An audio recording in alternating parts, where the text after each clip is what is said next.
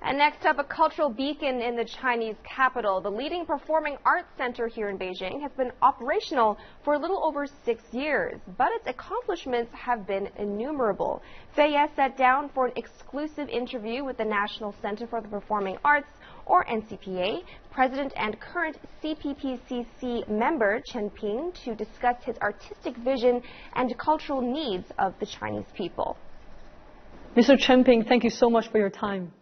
Can you tell us about what have been the biggest changes in the past 6 years, and how do you position your theater as?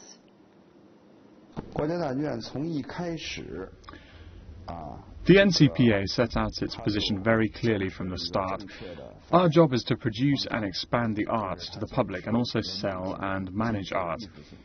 Our collaborations with top performing arts centres have risen.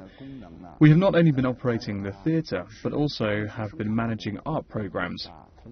Our in-house opera productions have risen to 8 per year. There are only a few opera houses that can achieve this in the world, but they have been around for hundreds of years, and we have only been operating for 6. Financing productions has always been a problem with every theater around the world. So can you tell us a little bit about how do you finance your productions? We are a state-owned company, but we use an institutional entrepreneur management system. The government gives us 30% of our financial support to run the theatre, and we support ourselves with the other 70% through ticket sales, sponsorship, and many different kinds of events. We are also a non-profit organisation, as our function is to popularise and educate the public about art. The National Center for the Performing Arts, or the locals call it the Giant Egg, was built in 2007. It is known to be one of the world's foremost performance venues, having some of the most state-of-the-art theater, opera, and concert halls. It can accommodate over 5,000 people. The concept of the center is a cultural island in the middle of a lake with a core value of art changing life.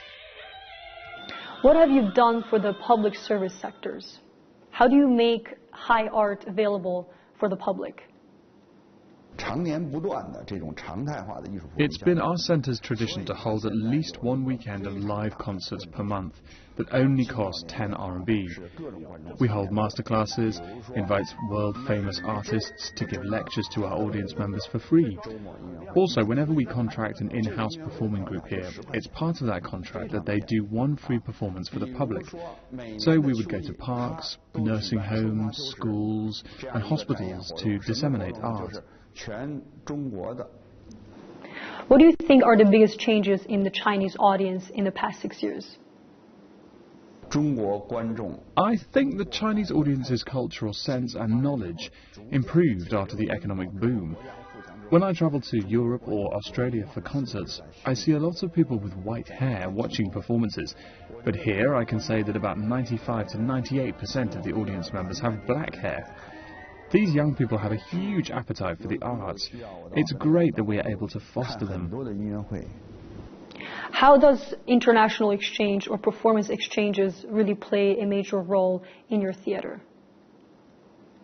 The NCPA has become a huge brand. It is the new trend for top symphony orchestras and ballet companies around the world to perform here. Before, people used to ask us how many foreign theatre companies have been here.